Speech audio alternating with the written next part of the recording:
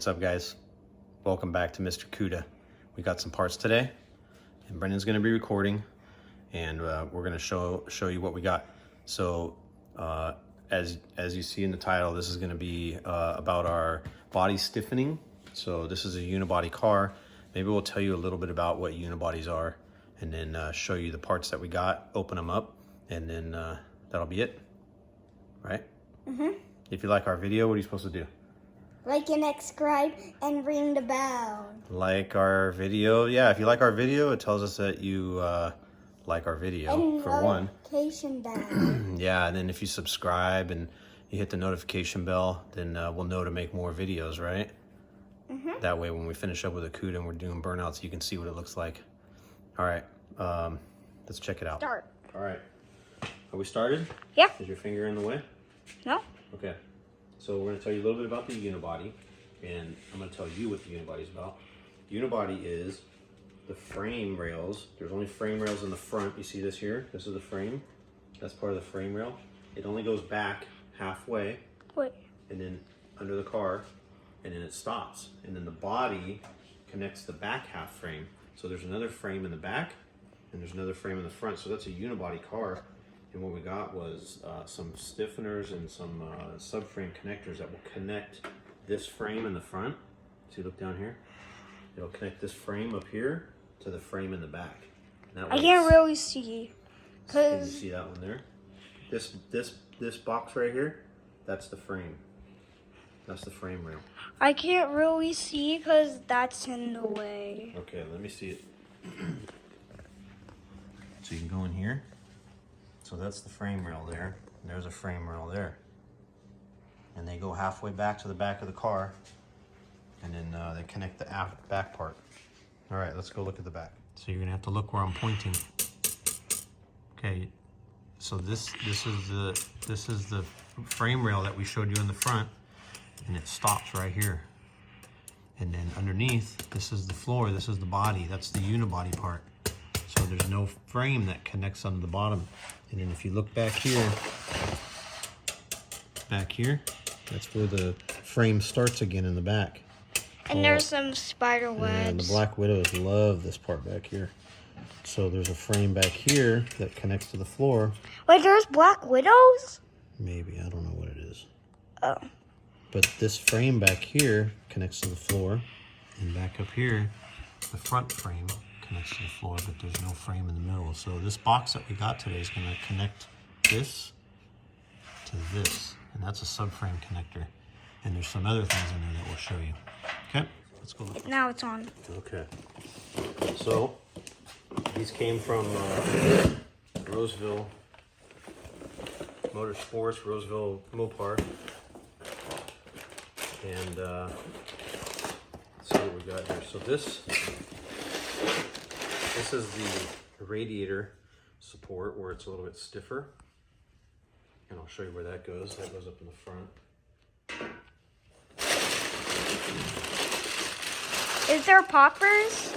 There are no poppers. Aww. I think this boxes that part in. That'll go something like that.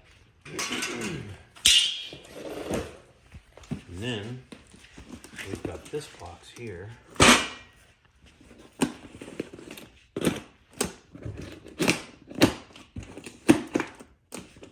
I'm gonna get farther away. Da-da.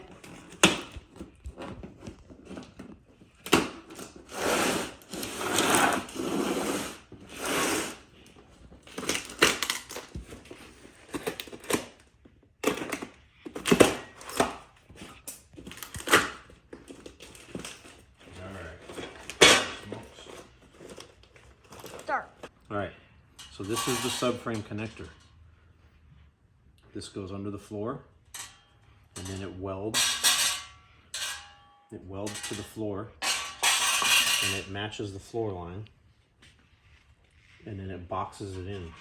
So this is basically becomes a frame rail, and this becomes a frame rail on the other side. So there'll be two of them that connect the front and the back of the car together. The back of the car. Back frame to the front frame. Those are the subframe connectors. I showed them the back and front. All right, so these are torque boxes. These will go in front of the leaf spring. This will go somewhere up in the front. And then there's 4 of them for each corner. And those will help with the flexing of the car with more power. They used to put things like this on the big engines, the Hemis and the 440s and the 383s, the convertible cars that didn't have a top, that the body was a little bit weaker. They would put parts like that on them to make them a little more rigid. So there's our body stiffening kit: subframe connectors, torque boxes, radiator support. So if you come up here, actually, I'll show you what it is. Let's take a look right here. This piece is going to go right here. That sounds loud. Yep, so it'll beef that up across the bottom there. And keep the less flex in the car there. And then I want to show you these other parts that we got. So this is the next project we're going to work on. Is a steering column. So we got there's a parts kit for, this is for the connector that goes down to the gearbox. There's seal and stuff in there. There's some foam seals for inside the steering column. There's a bearing for up by the steering wheel. There's a seal that goes against the firewall. There's a clip that holds the lower bearing. This is the lower bearing. Now we're going to use a 74 column, and the 74 column is a little bit different than the other one, so it's hard to find the lower bearing, but we're going to try to make this bearing work with that clip in it. And we got some, these are rivets for the splash shield that goes under the frame. It goes right here. I'll show you. Come on over here. So we're going to take these off when we paint the front, and these are held on by these special rivets. So we'll have to put them back in with new rivets. And then, because we're doing the steering column, a new key, ignition key lock with keys for the door. Here's some grommets for our windshield wiper motor. There's a sticker for the steering column. That's for the lock, because remember, we're changing, instead of having the lock that connects to the transmission, where when you put it in park, it has a linkage that puts your steering wheel in lock or unlock. This one just has a little finger catch where we push it over, and it says to remove key, to press the lever and turn the key. So we don't even have that connection to the transmission anymore. And then we got a couple rivets for the dashboard. So that's all the parts that we got for our next project, and I think our next video is probably going to be about the steering column and putting that stuff together. We got one other part here. We had to change our fuel sender from the analog. We had to buy this other fuel sender to the digital, because we got, remember that digital instrument panel that we got? Huh? So we need a digital fuel sender. So that's a fuel sender that'll work with the digital gauges, and that'll go in the tank, in the gas tank. So that's what that is. All right. All right, so after looking at everything, I think we might be missing a couple parts. Let me show you right here, bud. So you see this support right here? This support right here is supposed to get replaced. Yeah.